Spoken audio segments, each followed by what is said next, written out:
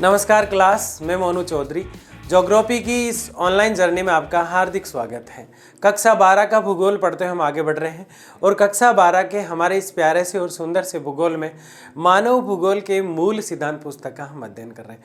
हम 6 चैप्टर जो है कंप्लीट पढ़ चुके हैं।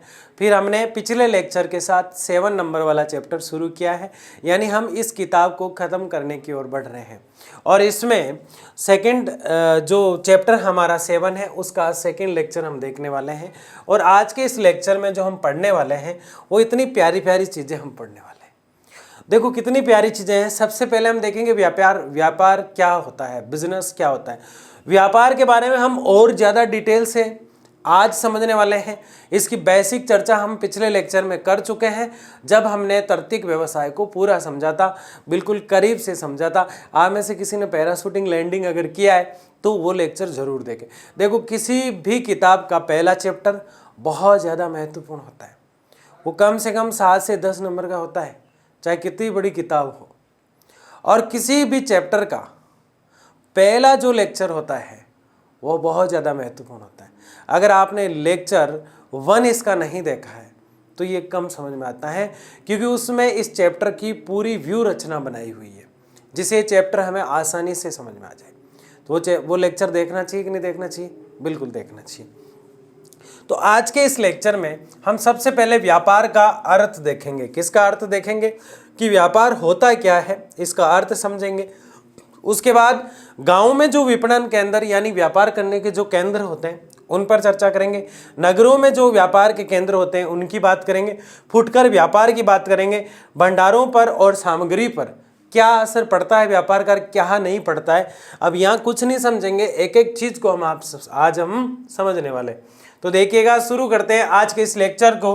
व्यापार और वाणिज्य क्या है? व्यापार का अर्थ क्या है? वो व्यक्ति जो कच्चे माल वाले क्षेत्र से कच्चा माल उठाता है और उद्योग को लाके दे देता है, क्या कर रहा है? व्यापार कर रहा है। उद्योग से माल को उठाता है और बाजार में ले जाके बेच देता है, निर्यात कर रहा है। क्या कर रहा है? किस में आता है? व्यापार में। फिर से समझ लो इस बात को कि ये है खेत, ये क्या है? खेत। और ये है फैक्ट्री, ये थोड़ी ऐसे बना देता हूं, फैक्ट्री। फैक्ट्री को उद्योग कह सकते हैं आप। और यह है बाजार, यह है बाजार, बाजार। अब इस खेत के अंदर, किसके अंदर? इस खेत के अंदर माना कि यहां पे कौन सा कलर ले, ये ले लेते हैं ना। इस खेत के अंदर तिल हुए। क्या हुए? तिल। थोड़ा साफ नहीं दिखेगा ये। इस खेत के अंदर तिल हुए तो तिल जो है उससे तेल निकाला जाएगा यहां पे। ये तो हुआ विनिर्माण उद्योग। और ये जो हुआ है तिल से, ये जो उद्योग है ये वास्तव में क्या है? Primary sector. अब जो है यहां से माल अगर बाजार में जा रहा है, ये तिल का तेल बना और तेल कहां जाएगा? निर्यात के लिए, बाजार में निर्यात के लिए। थोड़ा कम दिखाई दे सकता है आपको रेड कलर। अब ये यहां चला गया। अब यहां से यहां तक लाने का जो व्यक्ति काम कर रहा है वो व्यापार कर रहा है। वो चीज को पैदा थोड़ी कर रहा है, उत्पादन थोड़ी कर रहा है, नहीं कर रहा है। यहां से यहां जो व्यक्ति लेके आ रहा है इस चीज को फैक्ट्री में, वो भी क्या कर रहा है? व्यापार कर रहा है। तभी ये क्या हो पाती है? निर्यात। यानी मेरे कहने का मतलब यह है, जो व्यक्ति कच्चा माल लेकर आता है वो व्यापारी है। कहाँ लेके आया? फैक्ट्री में या उद्योग में या वहाँ विनिर्माण जहाँ हो रहा है वहाँ। और वहाँ से जो व्यक्ति तैयार माल को बेचने के लिए बाजार में लेके जाता है वो भी व्यापार कर रहा है। अब ये व्यापार टिका हुआ किस पे है? तो ये परिवहन पे टिका हुआ है, ये सूचना पे टिका हुआ है। कोई कॉल करके बताएगा बाजार से कि इतना माल चाहिए तभी तो जाएगा। अब टेम्पू ट्रक या कुछ लेकर आएगा तभी तो जाएगा। तो ये परिवहन यानी ले जाने वाला जो साधन होता है उस पे और सूचना पे टिका हुआ है। दूसरा, ये एक सेवा है, इसलिए व्यापार सेवा सेक्टर में आता है। तो अन्यत्र उत्पादित मदों का क्रम और विक्रय, यह है क्रय और विक्रय। यानी अन्यत्र उत्पादित मदों यानी वस्तु, यानी कि व्यापार के अंदर व्यापारी खुद किसी भी वस्तु का उत्पादन नहीं करता। वो खुद कुछ भी नहीं बनाता है। वो तैयार माल जो है उसको लाकर बेचने का काम कर रहा है। जो माल उसके पास है उसको ये पता ही नहीं है कि माल है क्या। उसका काम है सिर्फ उसको वहां तक पहुंचाना। अगर कच्चा माल वाला, ध्यान से समझना, इसमें दोनों बातें हो सकती है। कच्चा माल कोई व्यक्ति लेके आया और उसको ले जाकर दे रहा है कहाँ, फैक्ट्री में, तो उसको मतलब ही नहीं है, फैक्ट्री वालों ने मंगाया है और लेके आ गया। लेकिन जो लेके आ रहा है वो परिवहन वाला है, वो भी किस में आता है, तृतीयक सेक्टर में। लेकिन जो व्यापारी होता है उसको ये सब पता होता है। जैसे जोमेटो वाला आपके घर पे जो फूड डिलीवरी देके जाता है उसको नहीं पता पैकेट में क्या होता है, लेकिन जो होटल वाला बना रहा है उसको पता है, क्योंकि वो तो विनिर्माण उद्योग में आ गया, द्वितीयक में। लेकिन जो जोमेटो का मालिक होता है, ऑर्डर लेने वाला, उसको ये चीज पता होती है क्या जा रही है क्या नहीं जा रही है, कल को 2 नंबर का माल चला जाए। समझ रहे हो नहीं समझ रहे हो? तो व्यापारी जो होता है खुद उत्पादित नहीं कर रहा है, ठीक है। उद्देश्य लाभ कमाना होता है। देखो हमने देखी चाहिए एक चीज कि ये उत्पादन किस चीज का करता है, लाभ कमाना, यानी इनको वेतन चाहिए। क्या चाहिए? वेतन। यानी अमूर्त व्यवसाय है, दिखाई नहीं देता है, उत्पादन नहीं करता है, उद्देश्य सिर्फ और सिर्फ टारगेट सिर्फ और सिर्फ लाभ कमाना है, ठीक है। जहां से शहर या कस्बा सारा काम होता है व्यापारिक केंद्र कहलाता है। जहां से शहर या कस्बा का सारा काम होता है क्या कहलाता है? व्यापारिक केंद्र। कुछ नहीं है व्यापारिक केंद्र, बाजार है बस, बाजार। जहां से बाजार से हर वस्तु दूसरे बाजार में जाती है। या फिर ऐसे समझ में नहीं आता तो जैसे मान लो कि अपने फ्लिपकार्ट वाला डिलीवरी लेके आता है, फ्लिपकार्ट वाला आपको कोई भी चीज़ डिलीवर करके जाता है, आपको देखे जाता है, तो वो सब जहाँ से जितने भी फ्लिपकार्ट वाले लोग होते हैं वो जहाँ से सारा माल उठा रहे हैं, वो स्थान जो होगा वो विपणन केंद्र होगा। वो क्या होगा? व्यापारिक केंद्र होगा। क्या होगा? व्यापारिक केंद्र। बात आ रही है यहाँ तक समझ में? अर्थ, जिसके पास माल स्वयं उत्पादित नहीं हो वो ही व्यवसाय जो है व्यापार कहलाता है। क्या कहलाता है? व्यापार। यानी इनके खुद के पास कोई भी माल उत्पादित नहीं होता, सब कुछ पका पकाया लाते हैं। क्या करते हैं? सब कुछ पका पकाया लाते हैं और उस माल को सीधा मार्केट में बेच देते हैं। इसीलिए इस व्यापार को वाणिज्य व्यापार कहा जाता है और वाणिज्य व्यापार जो है तृतीयक व्यवसाय में आता है। ये बात हमें समझ में आ गई। आगे देखिए, व्यापार यानी ट्रेड का अर्थ है क्रय और विक्रय करना। दूसरे शब्दों में एक व्यक्ति या संस्था से दूसरे व्यक्ति या संस्था को सामानों का स्वामित्व अंतरण ही व्यापार कहलाता है। स्वामित्व यानी मालिक, सामान। देखो बात वही आ रही घूम फिर के, बात को समझे। एक स्थान से उठाकर दूसरे स्थान पर देना व्यापार है, लेकिन मुनाफा या नुकसान कुछ भी हो सकता है, कई बार नुकसान भी होता है, क्योंकि इसको क्या निकालना होता है? अपना मुनाफा। देखो एक बात को ध्यान से समझो आप, प्राइमरी सेक्टर, ये सेकेंडरी सेक्टर और ये थर्ड वाला व्यवसाय जो हम पढ़ रहे हैं ये सेक्टर।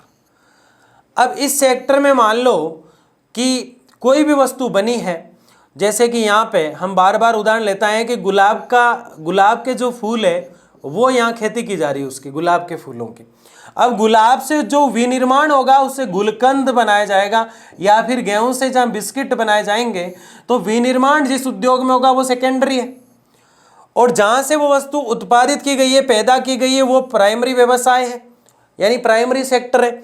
अब यहाँ प्राइमरी सेक्टर से सेकेंडरी सेक्टर तक वस्तु गई और बनी जब तक तो हमें पता है, लेकिन इस प्राइमरी सेक्टर से सेकेंडरी सेक्टर तक जो वस्तु है वो जब गई तो उसको ले जाने का काम जो कर रहा है वो यहाँ से मान लो इस प्राइमरी सेक्टर से 10 रुपये में कुछ खरीद रहा है और यहाँ ये 15 रुपये में बेचना चाह रहा है, लेकिन किसी कारणवश सेकेंडरी व्यवसाय यानी उद्योग को जरूरत नहीं थी। बिल्कुल सिंपल भाषा में समझो इस बात को कि प्राथमिक व्यवसाय मतलब खेत के अंदर गुलकंद लगा हुआ है, वहां से खेत के अंदर गुलाब लगा हुआ है, उससे गुलकंद बनाने के लिए उसको फैक्ट्री में ले जाया जा रहा है, लेकिन फैक्ट्री वालों ने सूचना के माध्यम यानी तृतीय क्रियाकलाप के माध्यम से मना कर दिया, हमें अभी माल नहीं चाहिए।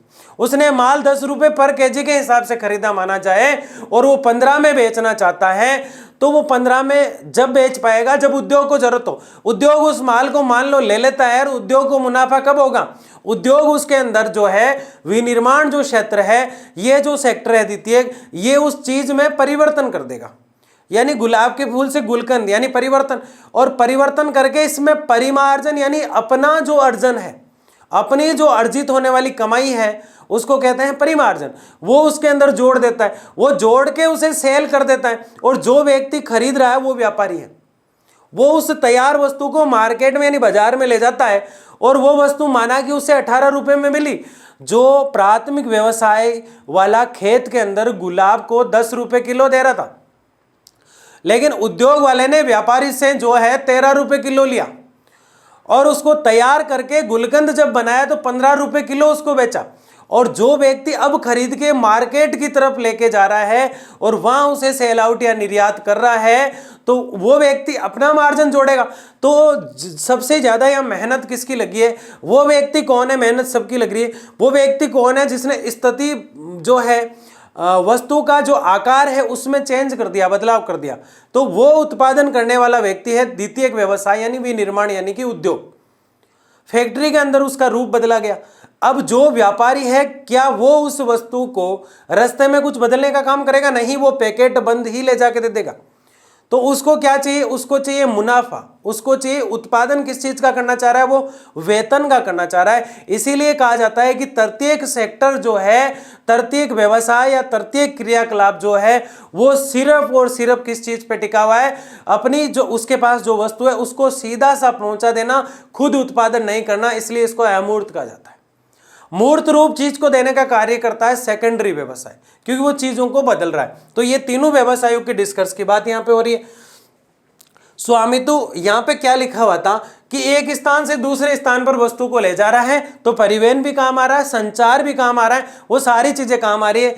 क्या ये चीजें हम देख चुके हैं?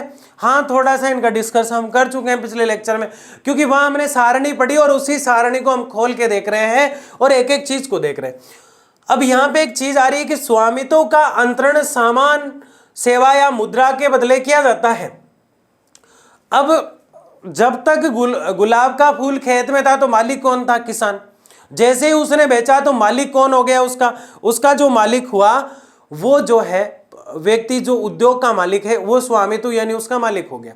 और जैसे ही वो मालिक हुआ, उसने जैसे ही सेल आउट किया तो जो व्यापारी है वो उसका मालिक हो गया। और बाजार में जाते ही निर्यात होगी तो मालिक चेंज हो गए। तो स्वामित्व जिसके पास है उन चीजों को देखा जाता है। स्वामित्व का अंतरण सामान, सेवा और मुद्रा के बदले किया जाता है। जिसे नेटवर्क संरचना में व्यापार किया जाता है उसे बाजार कहते हैं। यानी व्यापार कहाँ किया जाता है? बाजार में किया जाता है। किससे किया जाता है? बाजार में किया जाता है। तो ये चीज हमने समझा, जाना और देखा। आगे देखिएगा, व्यापारिक केंद्र। व्यापारिक केंद्र का क्या मतलब है? व्यापारिक केंद्र का सीधा सा मतलब है वो केंद्र जहां से व्यापार होता हो, जहां से व्यापार होता है उसे व्यापारिक, ये लिखना है आपको एग्जाम में, व्यापारिक केंद्र कहा जाता है। जहां से व्यापार होता है उसको क्या कहते हैं?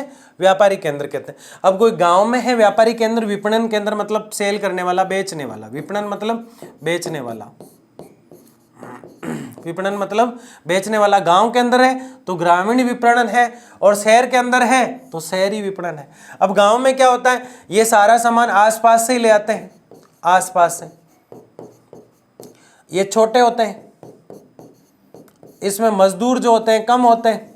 ये सारी चीजें हम डिटेल से देखने वाले आगे।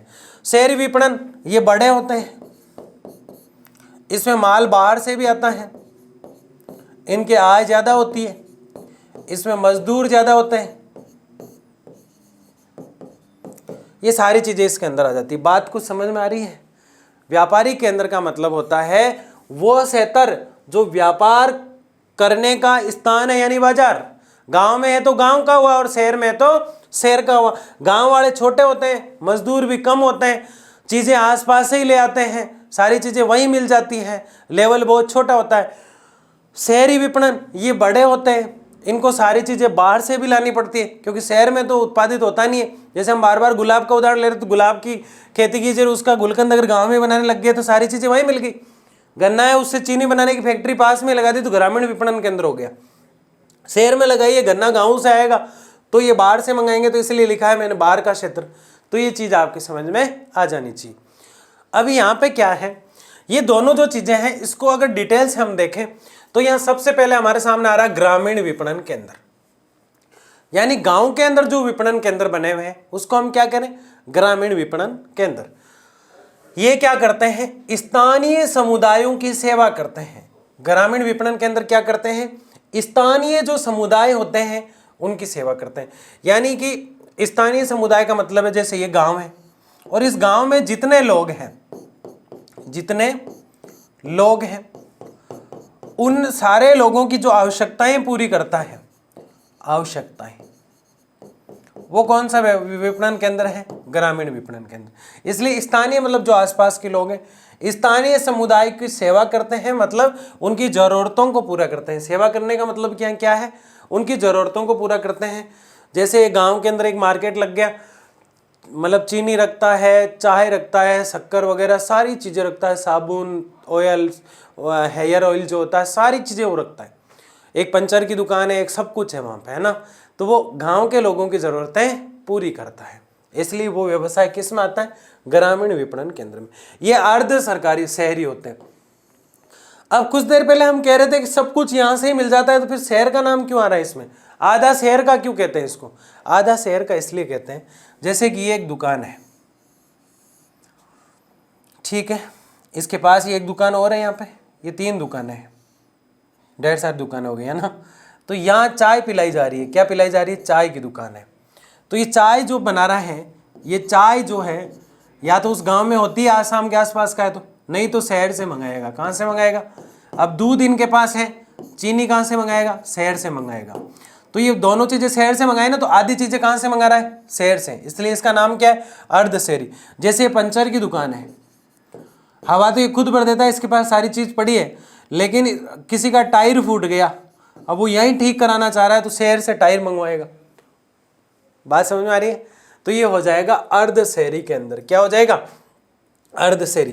क्या ये इतनी शॉप है, सब कुछ है गांव के अंदर, हर चीज यहाँ पे मिलने लग गई, तो क्या ये पूरी तरह से विकसित हो गए, पूरी तरह से गांव विकसित हो गए क्या, पूरा भारत अभी तक विकसित नहीं हुआ। गांव कहाँ से विकसित हो जाएंगे, भारत खुद विकासशील है, अभी तक विकसित नहीं हुआ ना, नहीं हुआ। तो क्या होगा, ये अल्प विकसित प्रकार के हैं। कैसे हैं गांव के क्षेत्र, अल्प विकसित, यानी पूरी तरह से क्या नहीं हुए, विकसित नहीं हुए। स्थानीय वितरण केंद्र, स्थानीय वितरण, स्थानीय संग्रहण और स्थानीय वितरण केंद्र, यानी कि ये अधिकतर चीजों को आसपास से ही कलेक्ट कर लेते हैं, अपने स्थान पर इकट्ठा कर लेते हैं, स्थानीय वितरण केंद्र कहलाता है। स्थानीय वितरण केंद्र, स्थानीय संग्रहण मतलब एक ही स्थान पर इकट्ठा कर लेता है, स्थानीय संग्रहण मतलब इकट्ठा करना, वितरण केंद्र मतलब उसको बेचना। पहले चीजों को इकट्ठा करते हैं, फिर थोड़ा सा बदलाव भी कर देते हैं, लेकिन तृतीय क्रियाकलाप नहीं आएगा, द्वितीयक भी नहीं आएगा। गांव में प्राथमिक व्यवसाय होता है, लेकिन दुकानदार है वो सेवा दे रहा है, तो किस में आएगा, तृतीयक में आएगा। क्या ज़्यादातर वहाँ लोग दुकानदार होते हैं, नहीं होते हैं। जैसे शहर में खेती करने वाले नहीं दिखते हैं, शहर में प्राथमिक व्यवसाय वाले लोग कम दिखते हैं, ठीक वैसे ही गाँव में द्वितीयक और तृतीयक व्यवसाय करने वाले लोग कम दिखाई देते हैं। अब तो आपको व्यवसाय समझ में आ जाना चाहिए, इकाई भी खत्म होने वाली है, 3-4 लेक्चर जैसे ही पढ़ेंगे हम पूरी इकाई खत्म हो जाएगी। इसके बाद भी किसी को अगर व्यवसाय समझ में नहीं आ रखे फिर तो ब्रह्मा जी को बुलाना पड़ेगा और फिर आपके कान में आके समझाएंगे। प्राथमिक व्यवसाय खेतीबाड़ी है बावड़े, द्वितीयक व्यवसाय किसी चीज़ को बनाया जाता है, तृतीयक व्यवसाय जो बाजार में उस चीज़ को लेके आता है, चतुर्थ व्यवसाय जो इन सबको ये सब कुछ सिखाता है, पंचम व्यवसाय जो इनमें से किसी को भी बंद कर दे और चालू कर दे, डिसीजन दे देता है, निर्णय दे देता है। बात आई समझ में, पक्का आ गई सर, ठीक है ना। किसी को मत बताना, इतना आसान वाला जो धीरे धीरे बोल के जो आपको समझाया है ना, वो पक्का समझ में आ जाना चाहिए ना, सबको बताना है। ज्ञान जितना बांटो उतना बढ़ता है, डरना नहीं है, ठीक है ना। तो बात को समझो। स्थानीय संग्रहण, स्थानीय वितरण के अंदर ग्रामीणों की आवश्यकता पूरी करता है, भाई आवश्यकता पूरी करता है। गांव के जो लोग हैं उनकी जो आवश्यकता पूरी करता है वो तो गांव का विपणन केंद्र ही है। शहर जाके कब कब आवश्यकताएं पूरी करे, है ना। तो गांव में इतनी सुविधाएं होने लग गई। कभी कभी आवधिक बाजार लगते हैं, यानी जो ग्रामीण विपणन केंद्र है, कभी कभी इसमें क्या लगाया जाता है, कुछ शहर से लोग बुलाए जाते हैं। जैसे 15 व्यापारी लोगों को बुला लिया, या 15 दुकानें लग गई। कितनी दुकानें लग गई, 15।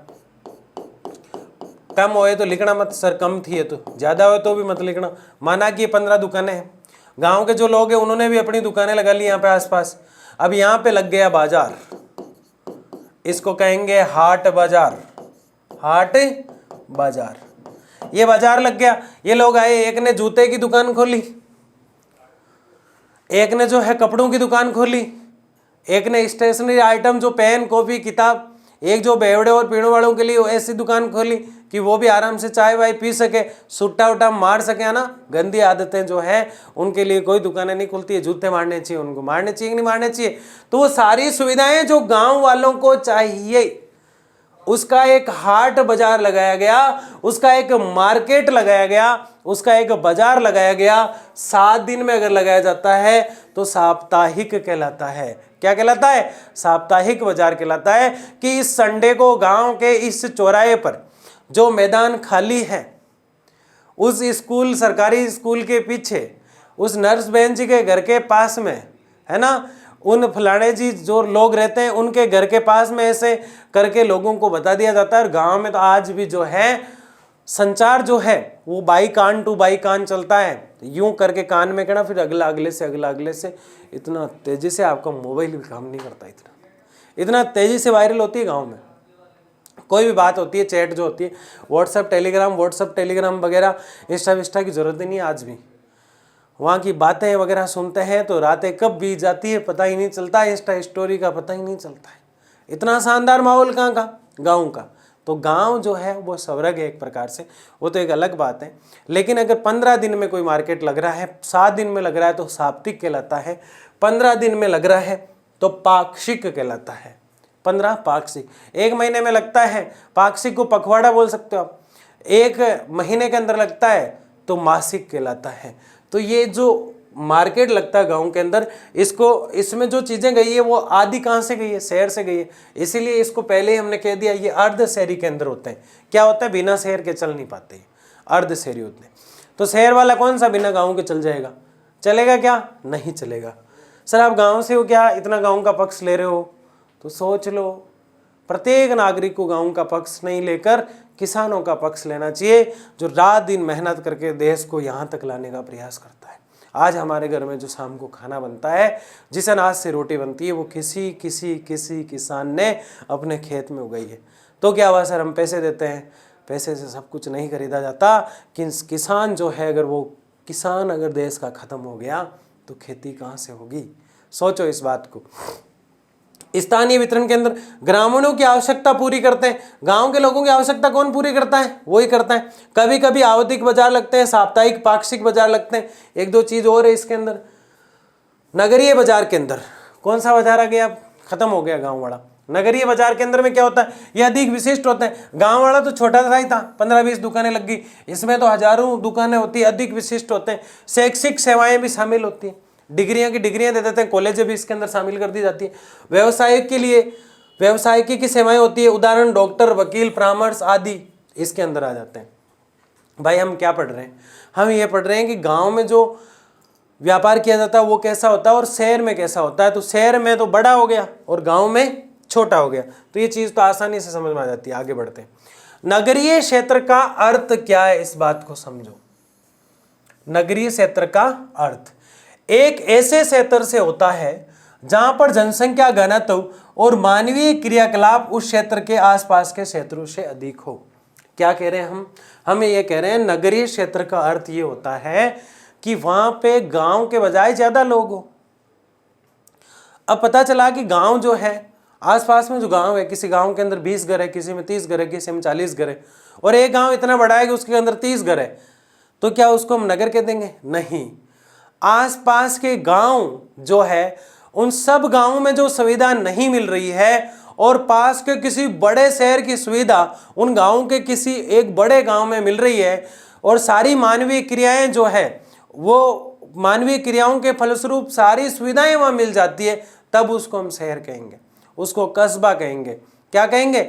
या फिर उसको शहर कहेंगे। पहले गांव ढाणी जो होती है, पहले घर होता है, घर से धीरे धीरे ढाणी कहलाती है, ढाणी से धीरे धीरे गांव बनता है, गांव से जो 4-5 गांव जो होते हैं उनमें बड़ा जो होता है ढाणियों से मिलकर गांव बनता है, गांव से मिलकर जो बड़ा गांव होता है उसको हम कस्बा बोल देते हैं, और फिर कस्बे में से एक कस्बे ढेर सारे बन जाते हैं, उनमें से एक निकल के आता है शहर। क्या निकल के आता है?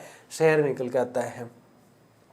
तो एक ऐसे क्षेत्र से होता है जहां पर जनसंख्या घनत्व मानवीय क्रियाकलाप उस क्षेत्र के आसपास के क्षेत्रों से अधिक हो। नगरीय क्षेत्र आमतौर पर नगरों, कस्बों या उपनगरीय विस्तारों को सम्मिलित किया जाता है, लेकिन इसमें ग्रामीण क्षेत्रों को सम्मिलित नहीं किया जाता। नगरीय क्षेत्र में आमतौर पर नगरों को, कस्बों को या उपनगरीय जो क्षेत्र है उनको, इन सबको सम्मिलित किया जाता है, लेकिन इसमें गांव को सम्मिलित नहीं किया जाता।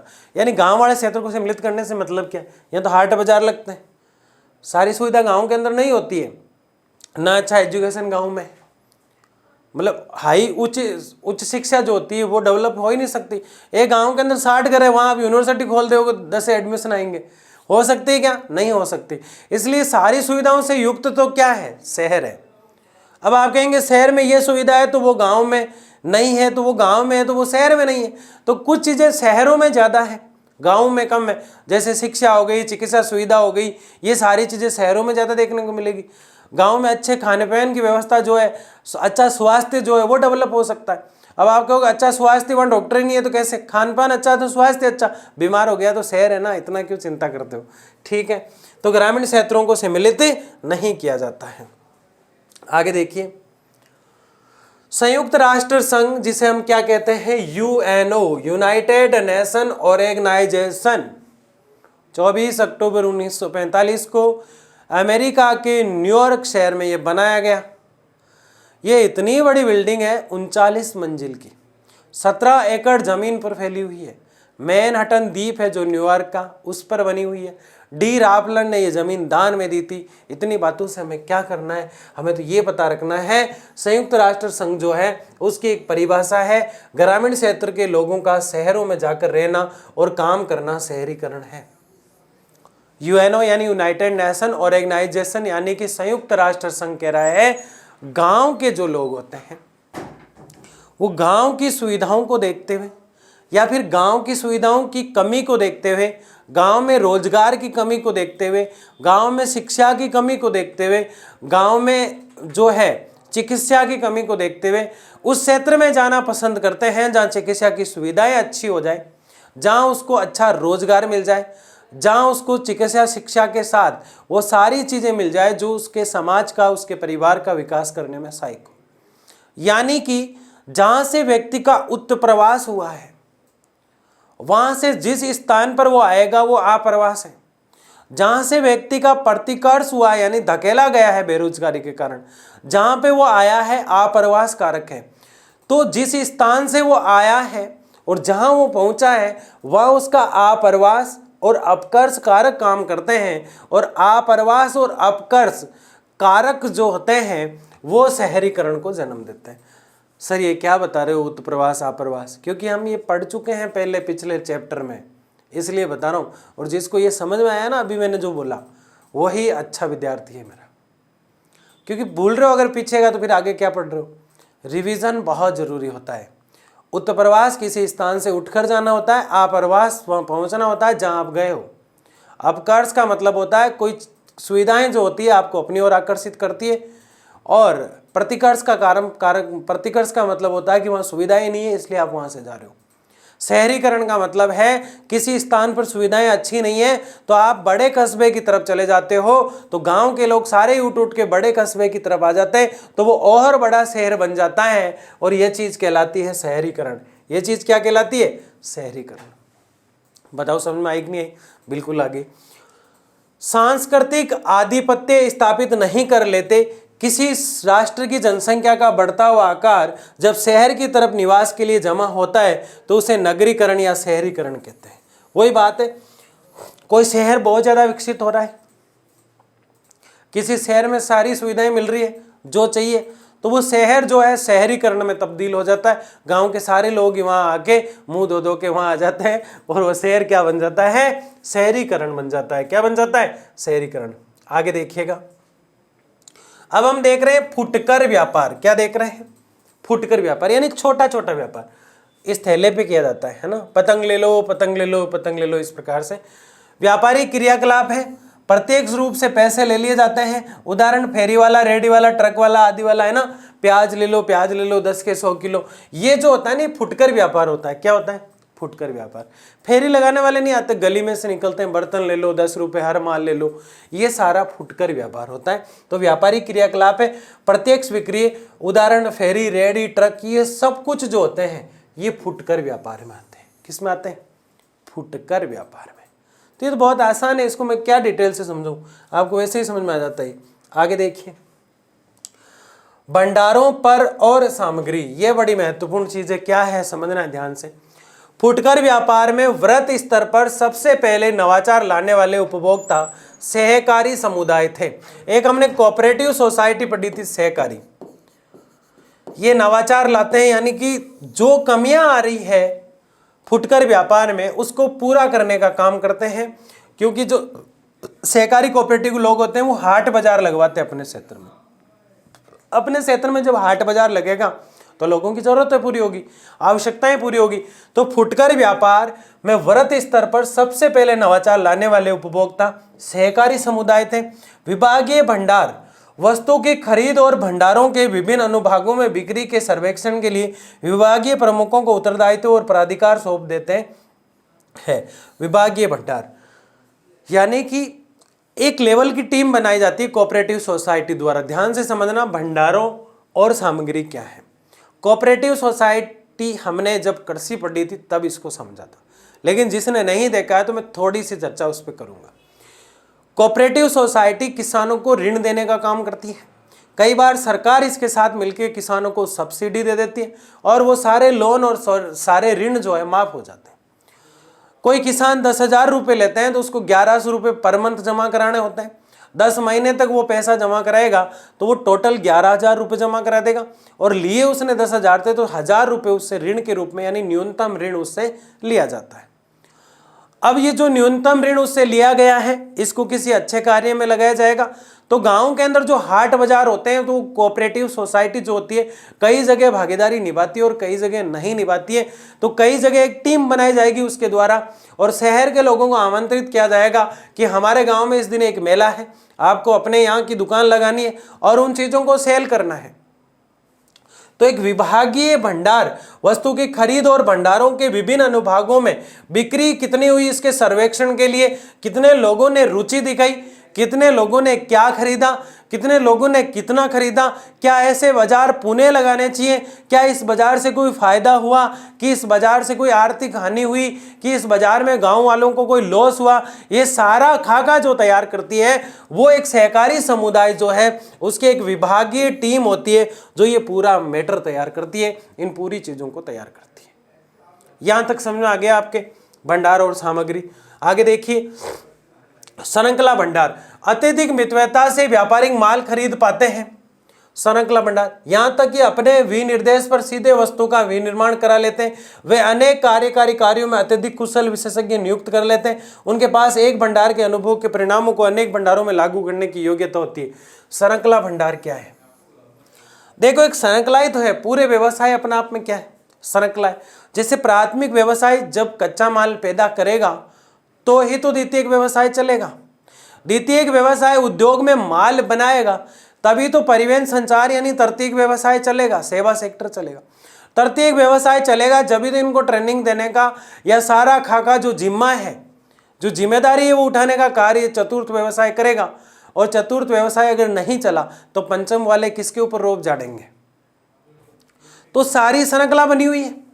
यानी कि यही कहना चाह रहा है, अब समझना इस बात को, अत्यधिक मितव्ययता से व्यापारिक माल खरीद पाते हैं, ज्यादा खर्चा हो जाता है कभी कभी, तो मितव्ययता मतलब ज्यादा पैसा वेस्ट हो जाता है, इसलिए श्रृंखला भंडार होना जरूरी है। एक सिस्टम होना चाहिए, एक चैन सिस्टम होना चाहिए, यहां तक कि अपने विनिर्देश पर सीधे वस्तु का विनिर्माण करा लेते हैं, यहां तक कि अपने विनिर्देश पर सीधे वस्तु का विनिर्माण करा लेते हैं। लेकिन ऐसा होता नहीं है। आज तक यह देखा गया कि किसी उद्योग में जब बाजार में मांग बढ़ी है तभी वस्तु बनाई गई है। और किसान जो कच्चा माल उत्पादित करता है, अधिकतर किसान करता है, जो कच्चा माल किसान उत्पादित कर रहा है वो पूरी तरह से कई बार जो है खराब होने की स्थिति में आ जाता है, क्योंकि वो उद्योग में मंगवाया नहीं जा रहा है। ये श्रृंखला जो है ये बनाई नहीं जा रही है कि जितना कच्चा माल आपके पास है आप बेचते रहिए, जितना माल है बाजार में जाएगा, ये एक एग्रीमेंट कर दिया जाए तो सारे व्यवसाय सिस्टमेटिक चलते हैं। घाटा लगा तो सबको लगा, फायदा हुआ तो सबको हुआ, इस प्रकार से। तो श्रृंखला भंडार होना चाहिए कि नहीं होना चाहिए? वे अनेक कार्यकारी कार्यों में अत्यधिक कुशल विशेषज्ञ नियुक्त कर लेते हैं। उनके पास एक भंडार के अनुभव के परिणामों को अनेक भंडारों में लागू करने की योग्यता होती है। कई बार जब तक बहुत ज़्यादा डिमांड नहीं बढ़ती है तब तक माल नहीं मंगाया जाता है। तो ये सारी चीज़ें हमने देखी, एक एक चीज़ को हमने समझा, लेकिन हम ये जान पाए कि प्राइमरी व्यवसाय, सेकेंडरी व्यवसाय, तृतीयक और चतुर्थ व्यवसाय और पंचम व्यवसाय, ये सब एक ही है, काम करते हैं सभी लोग। तो फिर सर इतना क्यों कहने गए आपने? 3 चैप्टर से आप यही तो कहते आ रहे हो, लेकिन इनमें अंतर क्या है? अब महत्वपूर्ण बात यह है कि ये जो चैप्टर हैं ये भूगोल को लेके चल रहे हैं। अब आप कृषि पढ़ेंगे तो आपको पता है प्राथमिक सेक्टर है, तो आधी चीज़ आपको वैसे ही समझ में आ जाएगी। अब मैं जैसे उद्योग पढ़ाऊंगा, लोहा उद्योग पढ़ाऊंगा, एल्यूमिनियम उद्योग पढ़ाऊंगा, आगे हम उद्योग और व्यापार पढ़ने वाले, अंतर्राष्ट्रीय व्यापार पढ़ेंगे 8वें 9वें चैप्टर में। तो किसकी बात करेंगे? सारी तृतीयक व्यवसाय की बात होगी। अब मैं मान लो उद्योग पढ़ने लग गया तो द्वितीयक व्यवसाय की बात होगी, मतलब व्यापार पढ़ रहे हैं तो तृतीयक व्यवसाय की बात होगी। भारत की कृषि हमने पढ़ी कुछ समय पहले, विश्व की कृषि की भी बात की, तो सारी जो कृषि हमने पढ़ी वो किस में आई? प्राथमिक व्यवसाय में। तो भूगोल में जो कुछ भी आता है वो व्यवसाय में बटा हुआ है, सिवाय ब्रह्मांड और पृथ्वी की आंतरिक संरचना के, जो हमने 11th में पढ़ी। तो दूसरी वाली किताब जो है वो तो ये चुटकियों में हो जाती है, जिसको पहली वाली किताब अच्छे से समझ में आ जाती है। और हम दूसरी किताब से दूर नहीं है, बहुत जल्द शुरू कर देंगे उसको। कमेंट बॉक्स में बताओ दूसरी वाली शुरू कर देनी चाहिए कि नहीं कर देनी चाहिए, क्योंकि इसमें तो बहुत कम चैप्टर बचे हैं। तो ये चीज़ देखा हमने, समझा और जाना इस एक एक चीज़ को। जिसको कोई भी डाउट हो कमेंट बॉक्स में ज़रूर बताना है। जो कोई भी डाउट है निसंकोच बताना है। कहा जाता है कि पूछने वाला एक बार मूर्ख कहलाता है, लेकिन जो नहीं पूछता है वो हमेशा के लिए मूर्ख बना रह जाता है। लाइक करना है, शेयर करना है, लर्न एंड शेयर के आर्ट्स के चैनल से जरूर जुड़ना है। मिलते हैं अगले लेक्चर में, तब तक के लिए जय हिंद, जय भारत, धन्यवाद।